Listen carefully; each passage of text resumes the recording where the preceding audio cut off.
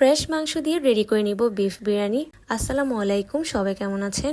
আজকে আমি আপনাদেরকে দেখাবো সেই দিন শুক্রবারে আমার 3 জনের বিফ বিরিয়ানি অর্ডার ছিল, তা আমি কিভাবে রেডি করেছি। তাহলে চলুন দেখে নিই। একদম সকাল 7টায় গিয়ে আমার হাজবেন্ড গরু মাংস কিনে নিয়ে আসে। এখানে প্রায় 5 কেজি মতো মাংস হবে। প্রথমে আমি মাংসটাকে ভালোভাবে ধুয়ে চুলায় তুলে দিব। তো সেই দিন আমি এই অর্ডারটা পাই বৃহস্পতিবার বিকেলের দিকে। যেহেতু গরু মাংসের বিরিয়ানি, তাই আমার সবকিছু অর্ডারের দিন সকালে করতে হবে। আমি সবসময় চেষ্টা করি সবকিছু ফ্রেশ কিনেই রেডি করে দিতে। বিফ বিরিয়ানি পাশাপাশি ছিল চিকেন কাবাব আর মিষ্টি দই। তো আমি রাতের দিকে চিকেন কাবাব গুলো রেডি করে ফেলি, আর মিষ্টি দইটাও সবকিছু রেডি করে সেট করতে দিয়ে দিই। যেহেতু মিষ্টি দইটা সেট হতে প্রায় 11 ঘন্টা লাগবে। শুক্রবার সকালে ঘুম থেকে উঠে প্রথমে আমি দইটা চেক করে নিই, দইটা ঠিকঠাক ভাবে জমেছে কিনা। আলহামদুলিল্লাহ, আমার দইটা খুব সুন্দরভাবে জমে গিয়েছিল।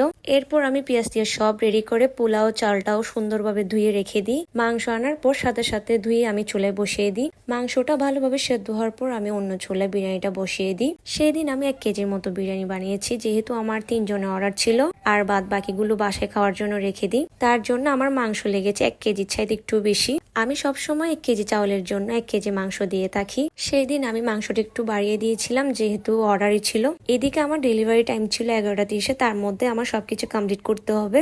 এরপর আমি অন্য চুলায় কাবাবগুলো ফ্রাই করতে দিয়ে দিই। কাবাব ফ্রাই হয়ে যাওয়ার পর আমি সালাদগুলো সুন্দরভাবে কেটে নিই।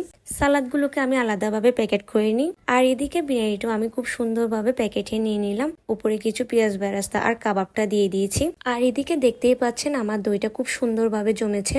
সবকিছু সুন্দরভাবে প্যাকেট করে দেওয়ার পর আমার হাজবেন্ড ডেলিভারি ম্যানকে দিয়ে আসে। বরাবর 11টা 30 আমার সবকিছু কমপ্লিট হয়ে যায়। সবচেয়ে বেশি ইম্পর্টেন্ট হচ্ছে টাইমিংটা মেনটেন করা, তাহলে প্রতিটা কাজ অনেক বেশি ইজি হয়ে যায়। আজকে তাহলে এই পর্যন্ত। সবাই ভালো থাকবেন, দেখা হবে অন্য আরেকটি ভিডিওতে। আল্লাহ হাফেজ।